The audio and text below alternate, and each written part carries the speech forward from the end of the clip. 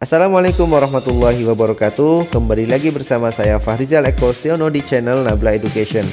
Oke, pada video kali ini kita akan belajar materi fisika SMA kelas 10 yaitu vektor. Materi vektor ini saya bagi menjadi dua video. Di video yang pertama ini akan berisi tentang penjelasan definisi dan notasi vektor, kemudian metode penjumlahan vektor yang di dalamnya ada metode poligon, metode jajar genjang, dan metode analitik. Pada video bagian kedua akan berisi soal latihan vektor sekaligus pembahasannya. Jadi saksikan terus videonya sampai selesai.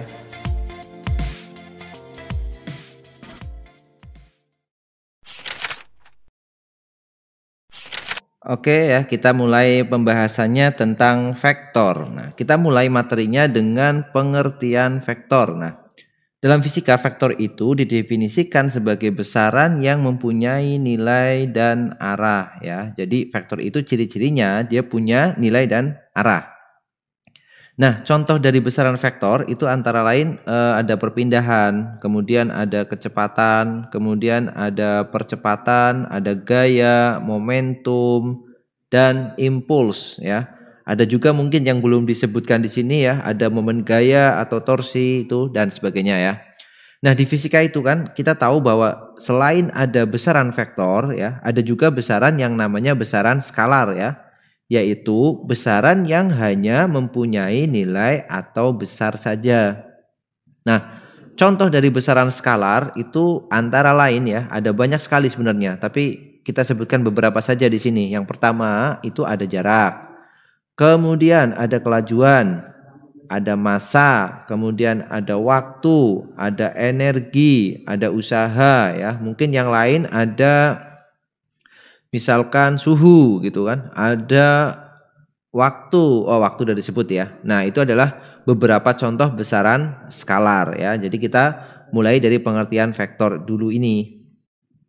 Selanjutnya adalah tentang notasi dan simbol vektor. Jadi secara grafis ya, kalau kita gambar vektor itu dilukiskan sebagai sebuah anak panah. Panjang anak panah itu menunjukkan nilai atau besar vektor. Sedangkan anak panahnya sendiri itu menunjukkan arah vektor. Nih, misalkan kita beri contoh nih, ada vektor A ya. Vektor A itu adalah vektor yang punya besar 4 satuan ke arah kanan ya. Jadi ini vektor A nih. Dia punya berapa besarnya? 4 satuan. Ini 1, 2, 3, 4. Berarti besarnya adalah 4 satuan atau panjangnya 4 satuan. Kemudian anak panahnya itu menunjukkan arah. Nah, arahnya ke kanan. Nah, berarti kita sebut vektor A itu 4 satuan ke arah kanan ya. Misal lagi kita beri contoh, misalkan ada vektor B seperti ini. Vektor B, nah seperti ini. Jadi vektor B itu punya besar, itu berapa besarnya? 1, 2, 3. Jadi dia besarnya adalah 3 satuan. Arahnya kemana? Anak panahnya menunjukkan ke bawah. Berarti kita sebut vektor B itu adalah vektor yang punya besar 3 satuan dan arahnya ke bawah. Gitu ya. Nah, biasanya dalam menulis vektor itu dituliskan ya, vektor itu ditulis biasanya dengan huruf dan dikasih anak panah di atasnya. Nah, seperti ini. Jadi kalau kita punya vektor A dikasih anak panah, nah nulisnya seperti ini. Atau misalkan vektor B dikasih anak panah di atasnya. Nah, bisa juga pakai huruf kecil, misalkan vektor C itu huruf C dikasih anak panah gitu ya. Ada opsi lain juga. Opsi lainnya adalah dengan cara mencetak tebal hurufnya, yaitu perjanjian saja. Misalkan teman-teman baca buku kok vektornya nggak ditulis anak panah tapi dipakai huruf tebal, gitu juga boleh aja ya. Jadi misalkan yang seperti ini nih, kita tulis vektor A. Nah, tulisnya kayak gini, vektor A ada panahnya ya, itu sama dengan 3 satuan ke kanan. Nah, kayak gitu. Kemudian ini ada vektor B. Vektor B itu sama dengan vektor A itu 4 satuan ya, maaf ya. Vektor A itu 4 satuan dan vektor B-nya 3 ya. Vektor A 4 satuan ke kanan, vektor B itu 3 satuan ke bawah misal. Ke bawah. Nah, seperti itu. Kemudian selain ditulis dengan huruf seperti ini, panjang vektor itu ditulis ya, panjang vektor ya, atau besar vektor itu sama ya. itu dituliskan dengan cara vektornya itu diberi tanda mutlak. Jadi kalau panjang vektor A itu kita nulisnya gini, A dikasih mutlak, nah seperti ini. Berapa panjangnya? Cuma 4 aja. Kalau panjang vektor B, berarti B dikasih mutlak seperti ini. Berapa panjang vektor B itu? 3 saja. Nah gitu ya. Jadi kalau panjangnya atau besarnya kita cukup tulisan angkanya saja. Tapi kalau vektornya, vektor A itu berarti 4 satuan. Dan arahnya ke kanan. Nah seperti itu cara menuliskan vektor. Oke, selanjutnya kita akan bahas apa yang disebut dengan vektor negatif ya. Jadi vektor negatif itu adalah definisinya ini. Jadi vektor negatif itu merupakan vektor yang besarnya sama ya. Tetapi dia punya arah yang berlawanan.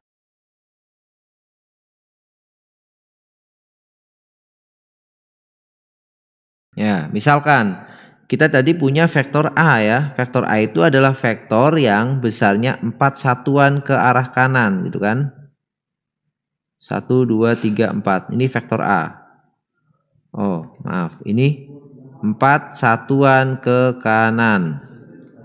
Berarti kalau kita mau vektor negatif A, itu artinya vektor yang besarnya sama dengan vektor A. Jadi panjangnya sama-sama 4 satuan ya. 1, 2, 3, 4 ya. Tetapi dia punya arah berlawanan. Arahnya dia ke kiri gitu ya. Besarnya sama tuh 4 satuan. Nah gitu. Misalkan lagi tadi kita punya vektor B. Vektor B itu vektor yang arahnya 3 satuan ke bawah. 1, 2, 3 ya. Ini 3 satuan. Ini vektor B.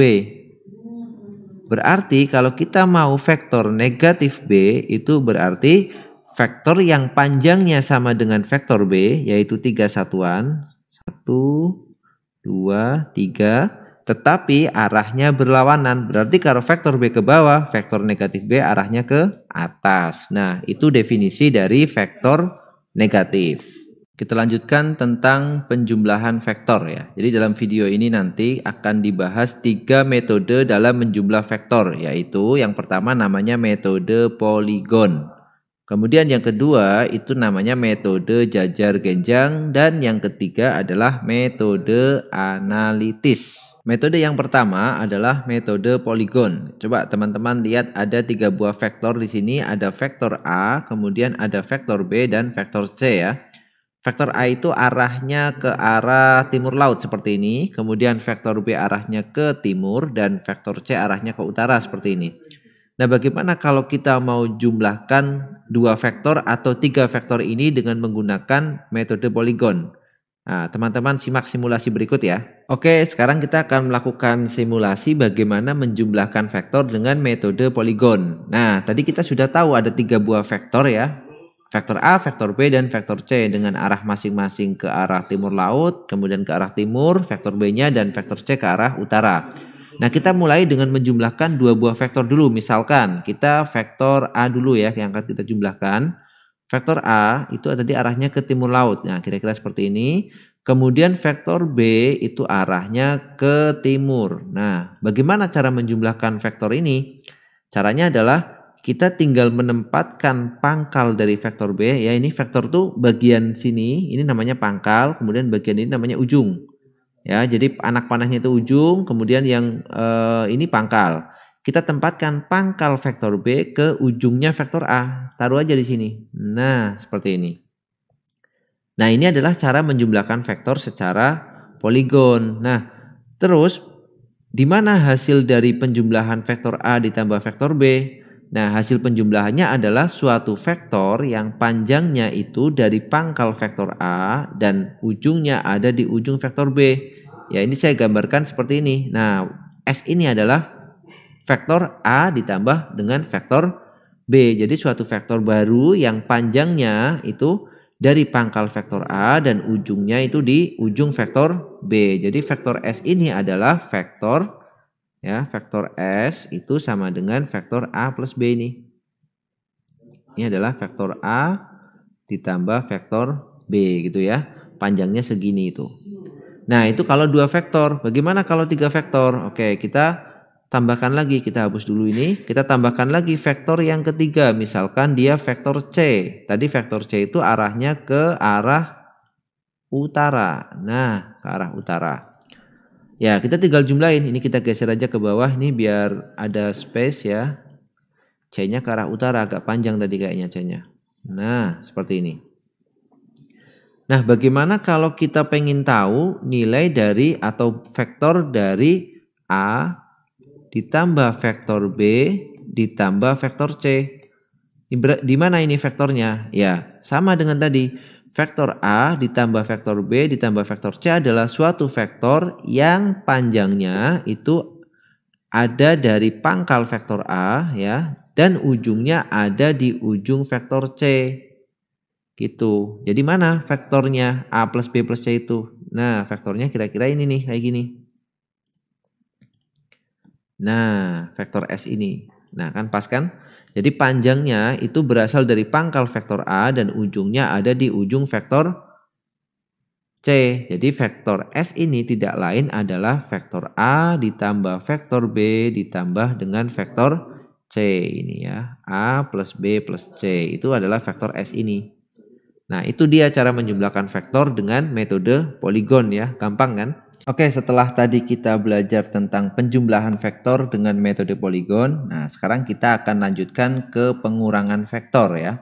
Nah, bagaimana kalau dua buah vektor atau lebih itu dikurangkan gitu kan? Nah, misalkan kayak gini nih, kita mau mengurangkan vektor A ya kan, dikurangkan dengan vektor B.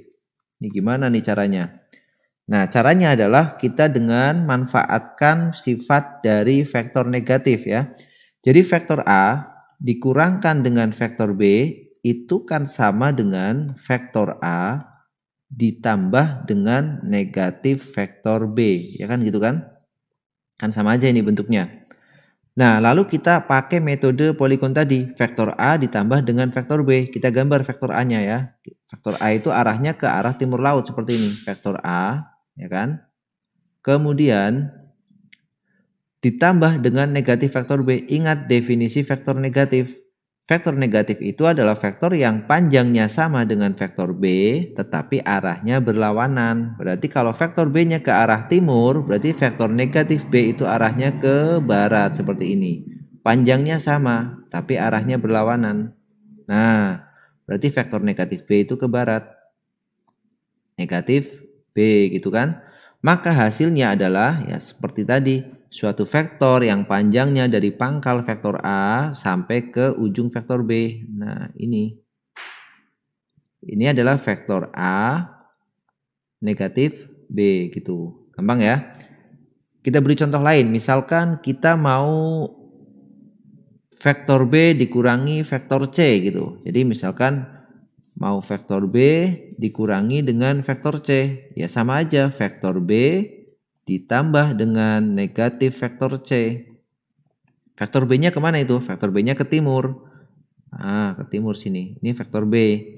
Kemudian negatif vektor C. Vektor C itu arahnya ke utara. Berarti negatif vektor C arahnya ke bawah ke sini. Panjangnya sama. Ini negatif C. Berarti tambahin aja di sini. Nah, negatif C gitu kan. Maka hasilnya adalah vektor yang pangkalnya ada di pangkal vektor B, ujungnya ada di ujung vektor negatif C ini, ke bawah sini. Nah, yang warna biru ini adalah vektor B negatif C. Nah, itu dia cara mengurangkan vektor ya. Jadi idenya sama dengan menjumlah vektor. Oke, bisa ya? Ya, sekarang kita lanjutkan ke metode yang kedua, yaitu metode jajar genjang ya. Bagaimana kalau kita mau menjumlahkan vektor dengan metode jajar genjang? Misal kita mau jumlahin vektor A plus vektor B gitu kan. Nah, caranya adalah seperti ini.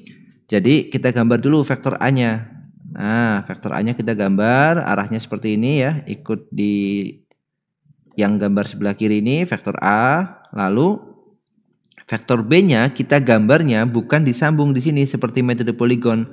Tapi vektor B-nya itu pangkalnya berimpit dengan pangkal vektor A. Nah, di sini vektor B-nya.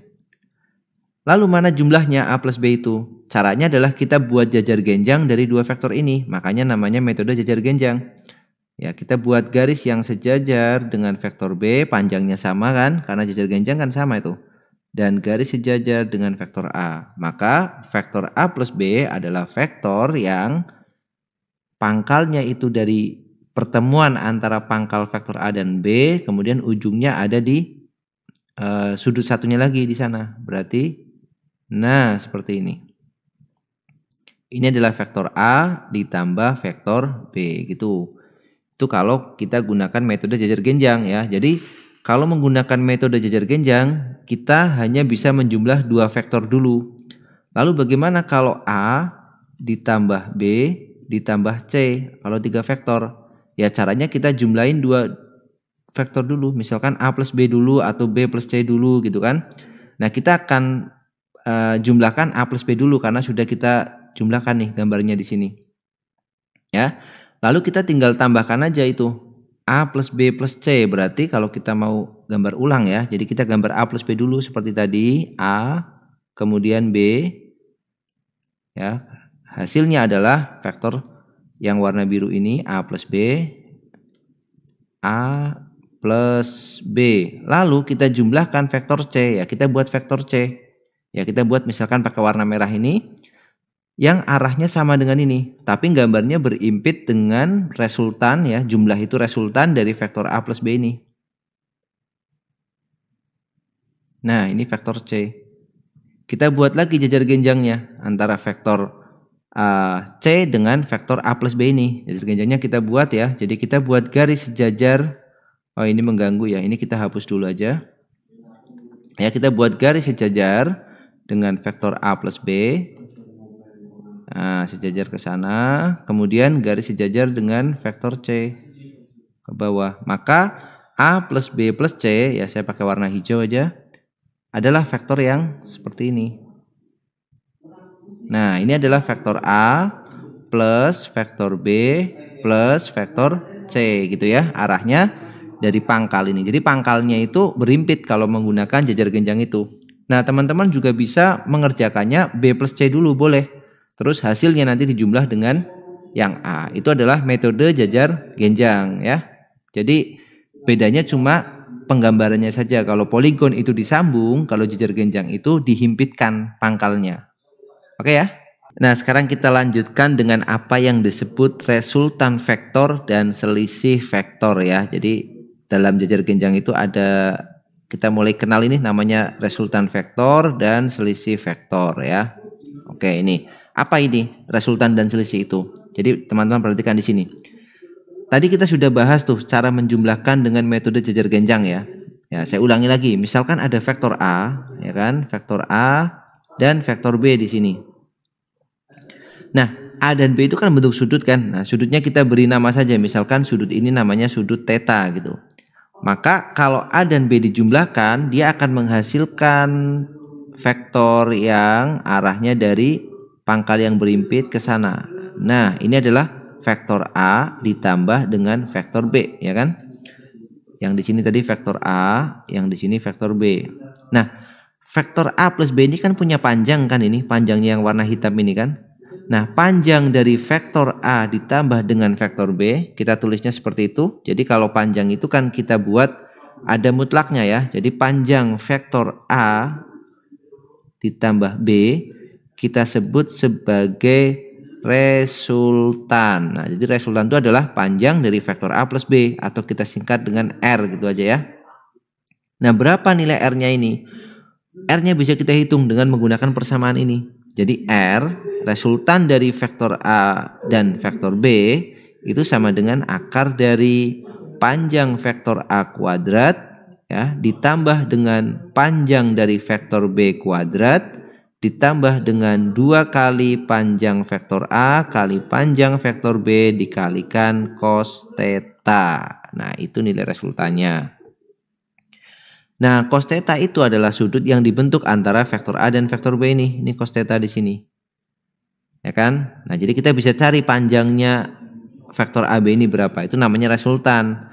Nah, kalau kita misalkan selisihkan ya tadi atau kita kurangkan misalkan vektor A dikurang vektor B.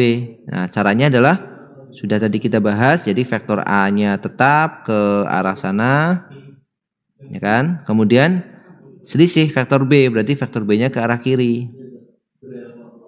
Nah, vektor B. Maka selisihnya adalah vektor baru yang arahnya, nah kira-kira seperti ini. Ini vektor, ya, ini kita buat yang lebih rapi. Nah, ini vektor A minus B kan. Nah, panjang dari vektor A minus B itu, ya panjangnya itu yang ini. Berarti panjang dari vektor A minus B kita sebut sebagai selisih vektor atau S di sini.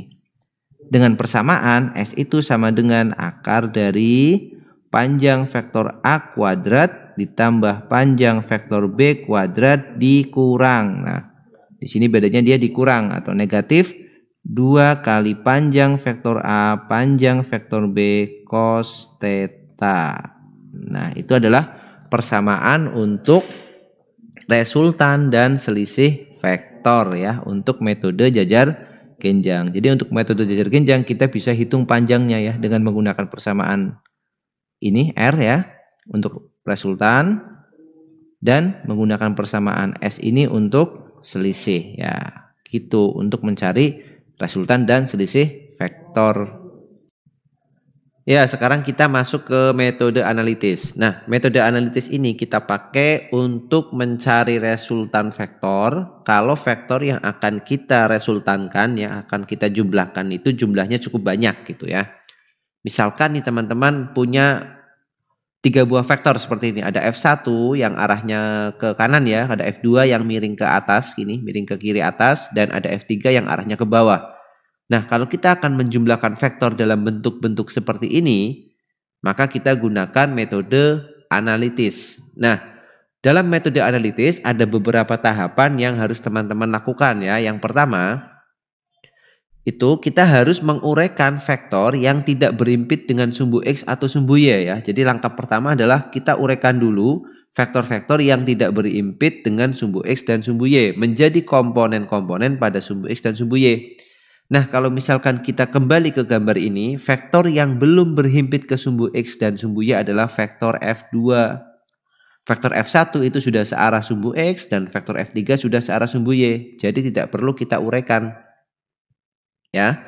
Kemudian, tentukan resultan vektor-vektor komponen pada setiap sumbu ya. Jadi nanti kalau sudah diuraikan, yang sumbu X kita resultankan, yang sumbu Y kita resultankan. Ya, nanti kita beri contoh ya. Itu yang kedua. Kemudian tahapan yang ketiga adalah mencari besar resultannya. Dengan cara resultan totalnya adalah akar dari resultan ke sumbu X kuadrat ditambah resultan ke sumbu Y kuadrat. Dan arahnya kalau kita mengacu pada sumbu X positif, maka arah dari resultannya adalah tan theta sama dengan sigma resultan ke sumbu Y dibagi sigma resultan ke sumbu X ya. Sigma itu menyatakan jumlahan gitu ya. Nah, untuk lebih jelasnya kita coba aplikasikan step-step ini di soal yang ada di sebelah kanannya ini ya. Tadi step pertama yang harus kita lakukan adalah kita menguraikan vektor ya yang arahnya belum berhimpit ke sumbu X atau sumbu Y. Nah, di sini adalah ada vektor F2 kan. F2 itu arahnya ke kiri ya, miring ke kiri seperti ini. Ada F2 kan. F2. Nah, F2 ini kita uraikan supaya dia bisa berhimpit ke sumbu X dan ke sumbu Y menjadi komponen-komponen vektor namanya ya. Jadi caranya menguraikan ya tinggal gini aja. Nah, ini ada F2 di sini. Kemudian nah, F2 yang arahnya ke sumbu Y kita beri nama dia F2Y. F2 yang arahnya ke sumbu X kita beri nama dia F2X gitu kan. Kemudian sudut yang dibentuk itu 37 derajat. Nah, dengan menggunakan pemahaman trigonometri ya. Tentunya teman-teman sudah belajar trigonometri ya. Kalau tidak saya ulangi sebentar. Nah, kalau misalkan kita punya segitiga seperti ini, kemudian di sini ada sudut theta ya. Di sini kita misalkan Y, di sini X, kemudian sisi yang miring ini kita misalkan R ya. Maka kita punya definisi trigonometri yang pertama, sin theta itu adalah sisi yang di depan sudut dibagi dengan sisi miring ya. Sin theta itu adalah sisi depan, Y dibagi sisi miring R. Jadi Y dibagi R.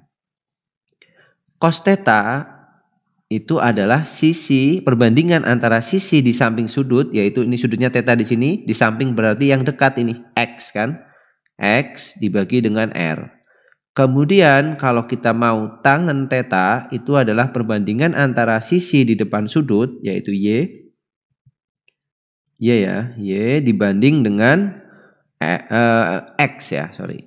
Oke, nah ini adalah trigonometri ya, definisi dari trigonometri. Kita pakai nih di sini. Nah ini kita beri garis dulu biar gampang gitu ya.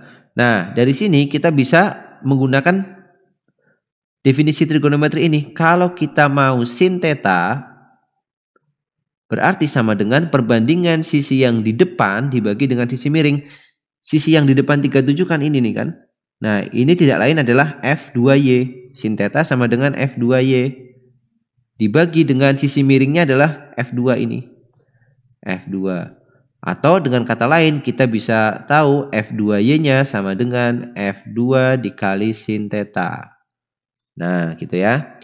Kemudian kalau kita mau pakai cos theta itu sama dengan perbandingan antara sisi di samping sudutnya 37 di sini. Berarti sisi sampingnya adalah ini. F2X. Dibanding sisi miringnya adalah F2. Nah gitu. Berarti kita punya F2X itu sama dengan F2 dikali cos theta. Tetanya 37 derajat ya. Berarti ini F2Y-nya sama dengan F2-nya kita masukkan angkanya 10 dikali sin 37 derajat. Nah, sin 37 derajat itu nilainya adalah 3/5 ya. 10 dikali 3/5. Ya, jadi teman-teman harus memahami dulu beberapa nilai trigonometri dari sudut-sudut istimewa ya. Nah, jadi sin 37 3/5 berarti ini nilainya adalah 6. F2Y-nya 6. Kemudian F2X-nya sama dengan F2 itu 10 dikali cos theta kali cos 37.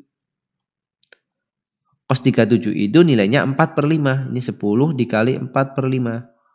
Berarti nilainya adalah 8. Nah kita udah dapat nih komponen dari F2X dan F2Y. Karena F2 ini yang belum berimpit dengan sumbu X maupun sumbu Y. Nah untuk F1 bagaimana? F1 itu sudah mengarah ke sumbu X. Berarti F1-nya kita punya F1X. Langsung aja nilainya 6. Kemudian F1Y-nya ada enggak? Karena dia berimpitnya hanya ke sumbu X, berarti F1Y-nya itu enggak ada, 0. Nah, untuk F3 bagaimana? F3 itu dia ke sumbu Y, berarti F3X-nya 0. F3Y-nya adalah 6 ya. Nah, seperti ini. Oke ya, setelah kita tahu nilainya, sekarang kita perhatikan arahnya. Nah, untuk vektor-vektor yang mengarah ke kanan, ya ke sumbu X positif, maka nilainya positif. Seperti ini, F1X itu positif 6. Kemudian, kalau vektor itu mengarah ke kiri, maka nilainya negatif. Nah, kita lihat di sini, F2X itu kan arahnya ke kiri, maka nilainya negatif di sini. Berarti F2X-nya adalah negatif 8 ya. Oke, negatif 8. Kemudian untuk vektor yang arahnya ke sumbu Y positif ke atas nilainya positif. F2Y di sini ke atas berarti F2Y-nya itu berarti positif. Ini positif 6. Untuk vektor yang arahnya ke bawah atau sumbu Y negatif maka nilainya negatif. Berarti F3Y-nya adalah negatif 6. Nah seperti itu. Itu langkah pertama sudah kita kerjakan. Kita sudah menguraikan vektor-vektor yang arahnya belum berimpit ke sumbu X maupun sumbu Y ya. Kemudian untuk langkah kedua kita jumlahkan tuh. Ya, kita jumlahkan komponen vektor yang mengarah ke sumbu X dan mengarah ke sumbu Y masing-masing. Misalkan yang mengarah ke sumbu X kita beri nama sigma Fx. Nah, kita cari tuh yang ke sumbu X mana aja. Ini ada F1 ya kan? Kemudian ada F2X, tapi F2X-nya ke kiri, negatif tadi ini, negatif 8. Berarti F1 negatif F2X. Berarti sama dengan F1 negatif F2X. F1-nya 6, negatif F2X-nya minus 8. Nah, ya kita negatifnya sudah kita tulis di sini negatif. Maka ini adalah minus 2 jawabannya. Newtons ya. Kemudian untuk sigma Fy-nya adalah jumlah komponen vektor yang mengarah ke sumbu Y. Ada F2Y dan ada F3. F2Y-nya ke atas positif 6. Berarti F2Y ada F3, negatif F3.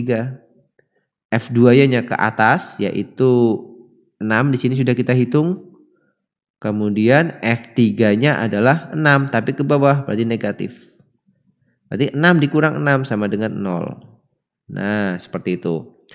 Itu langkah yang kedua tadi. Langkah yang pertama ini kita sudah uraikan.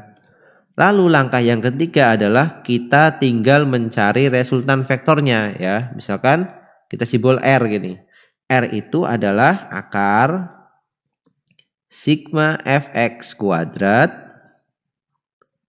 ditambah sigma Fy kuadrat. Nah, kenapa kok jadi kayak gini R-nya? Nah, teman-teman lihat di sini. Kita sudah memperoleh jumlahan yang ke sumbu X yaitu negatif 2. Artinya sigma Fx-nya adalah 2 ke kiri. Nah, 2 ke kiri.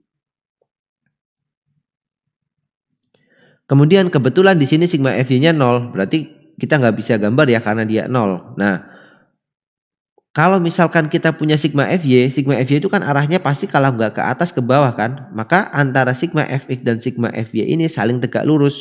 Berarti mencari resultannya kita dengan menggunakan konsep Pitagoras seperti ini ya.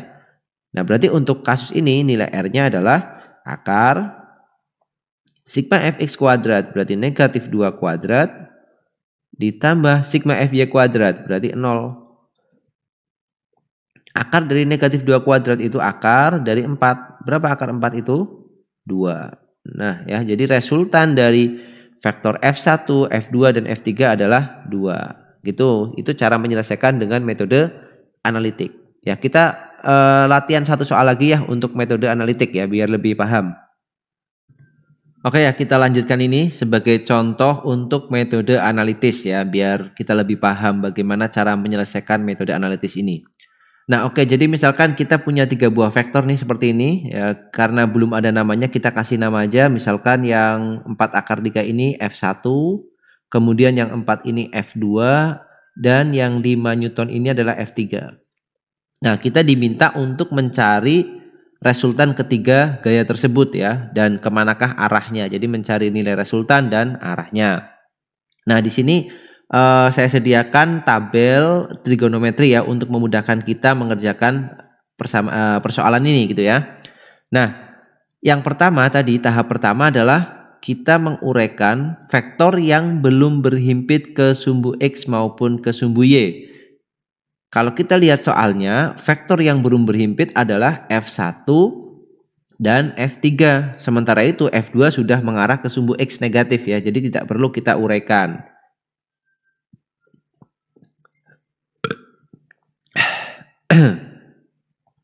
Nah yang F1 itu kita gambarkan seperti ini ya. F1 itu miring ke atas seperti ini. Kita uraikan ya. F1 seperti ini. Bentar kita hapus dulu ya.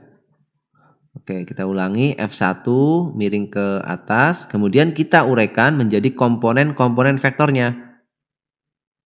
Nah seperti ini kan. Yang sebelah kanan ini itu kita beri nama F1X mengarah ke kanan. Kemudian yang ini F1Y mengarah ke atas. Sudutnya adalah 60 derajat. Nah dari sini ya kita menggunakan definisi tadi ya, biar lebih gampang itu seperti ini aja nih. Kalau yang dia itu dekat dengan sudut atau di samping sudut yaitu F1X, itu nilainya sama dengan F1 dikali cos theta ya. Tetanya 60 derajat ya. Kalau dekat dengan sumbu X, dekat dengan sudut berarti cos gitu ya. Kalau yang jauh dari sudut atau di depan sudut F1Y itu berarti sin. Itu F1 sin 60 derajat. Oke. Arahnya F1X ke kanan berarti positif, F1Y ke atas berarti juga positif. Nah itu. Kemudian yang belum mengarah lagi adalah F3 ya. F3 kita uraikan juga tuh F3-nya. Nah F3-nya kita uraikan. Berarti kalau gambar vektornya ke bawah seperti ini, kita uraikannya ini ke kanan dan ke bawah seperti ini. Yang ini adalah F3X, kemudian yang ke bawah adalah F3Y. Sudutnya ada di sini 37 derajat. Berarti nilai dari F3X ya, F3X kan dekat dengan sudut kan, di samping sudut ini. Sudutnya 37, F3X dekat. Berarti F3 dikali dengan cos 37. Kemudian F3Y berarti yang jauh di sini kan, yang jauh dari sudut, berarti sin. F3Y itu berarti sama dengan F3 dikali sin 37. Arahnya sekarang F3X ke kanan berarti positif, F3Y ke bawah berarti ini negatif. Nah gitu. Kemudian yang untuk F2, F2 itu sudah mengarah ke sumbu X negatif, berarti langsung F2X. Nilainya berapa? 4. Ke kiri berarti negatif nanti. Sementara itu F2Y-nya itu 0 karena dia mengarahnya cuma ke sumbu X. Berarti komponen yang ke sumbu Y-nya adalah 0. Nah sekarang kita tinggal masukkan tuh besar-besarnya ya. Angka-angkanya. Yang F1X kita masukkan. F1-nya adalah 4 akar 3 dikali dengan cos 60. Nih teman-teman lihat di tabel ini. Cos 60 berapa nilainya? Oh ternyata setengah ya. Berarti ini dikali setengah. Berarti 4 akar 3 dikali setengah sama dengan 2 akar 3. Ya. Sekarang yang F1Y itu adalah F1 dikali sin 60. F1-nya itu adalah 4 akar 3 dikali sin 60. Kita lihat sin 60 derajat. Oh ternyata setengah akar 3. Setengah akar 3. Berarti 4 kali setengah itu 2. Akar 3 kali akar 3 itu 3. Berarti 2 kali 3, 6. Ya, bisa ya mengalihkannya ya. Akar 3 kali akar 3 itu akarnya hilang jadi 3. 4 dikali setengah itu 2. 2 kali 3 6. Kemudian yang untuk F3X itu F3 cos 37. F3-nya itu 5. Cos 37-nya itu cos 37 4/5. Berarti 5 dikali 4/5. 5-nya kita coret tinggal 4.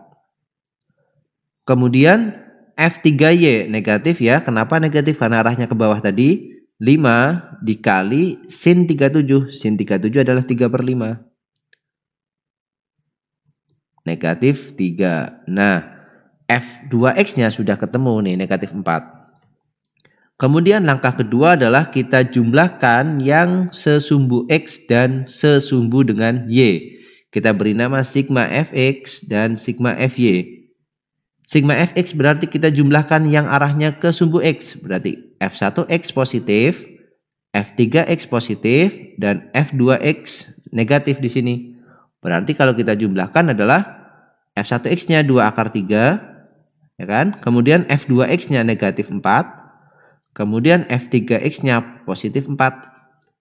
2 akar 3 dikurangi 4 ditambah 4. Berarti 4-nya hilang. Tinggal 2 akar 3 Newton. Kemudian yang sigma Fy-nya itu juga kita jumlahkan. Ada F1Y yaitu 6. F2Y-nya itu 0 ya, tidak perlu kita tulis. Dan F3Y-nya adalah negatif 3.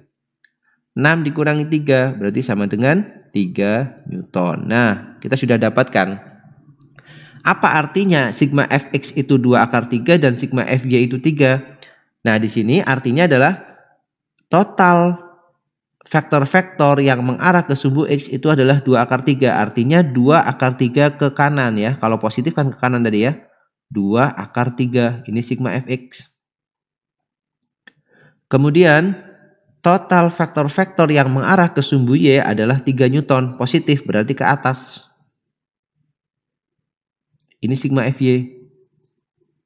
Totalnya adalah 3. Nah total dari resultan vektor ini ya kita gunakan yang ketiga ya, resultannya adalah akar dari sigma Fx kuadrat ditambah dengan sigma Fy kuadrat ya. Jadi Sigma fx kuadrat ditambah sigma fy kuadrat itu adalah ini. Nah, secara grafis ini nih. Nah, ini adalah resultannya. Berapa nilainya? Nilainya tinggal kita hitung, kita masukin aja itu. Akar dari sigma fx kuadrat, 2 akar 3 kuadrat. Ditambah sigma fy kuadrat, 3 kuadrat. Sama dengan akar 2 akar 3 dikuadratkan. 2 kuadrat itu 4, akar 3 kuadrat itu 3. 4 kali 3 berarti 12. Ditambah akar 3 kuadrat ya, 9. Berarti sama dengan akar 12 tambah 9, akar 21 Newton. Nah, jadi resultannya adalah akar 21 Newton.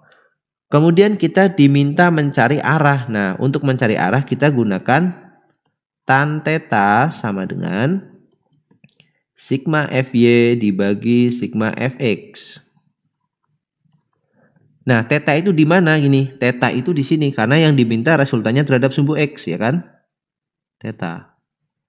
Tadi kan definisi tangan itu kan sudut yang di depan dibagi sisi yang di depan sudut dibagi sisi sampingnya. Yang di depan sudut itu adalah ini, ya. Ini kan sama dengan sigma fy ini panjangnya kan?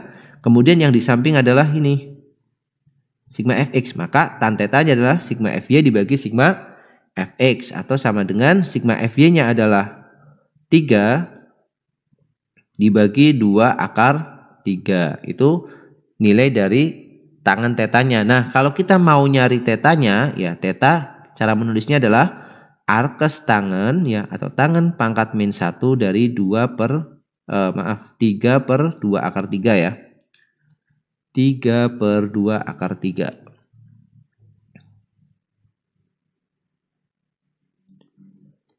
Nah, tangan min 1 di sini artinya itu inverse dari tangan ya. Artinya gini nih, kalau teman-teman masih bingung di sini.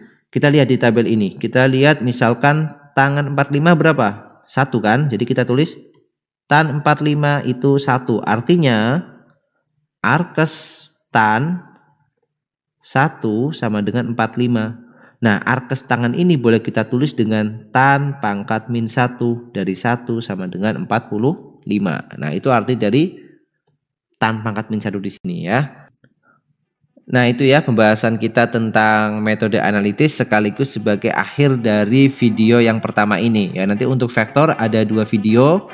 Di video kedua nanti kita akan membahas soal-soal latihan materi vektor ini. Oke, terima kasih bagi teman-teman yang sudah menyaksikan video ini. Jangan lupa subscribe dan like kalau kalian suka video ini. Kalau nggak suka dislike juga boleh. Oke, terima kasih. Assalamualaikum warahmatullahi wabarakatuh. Sampai jumpa di video selanjutnya.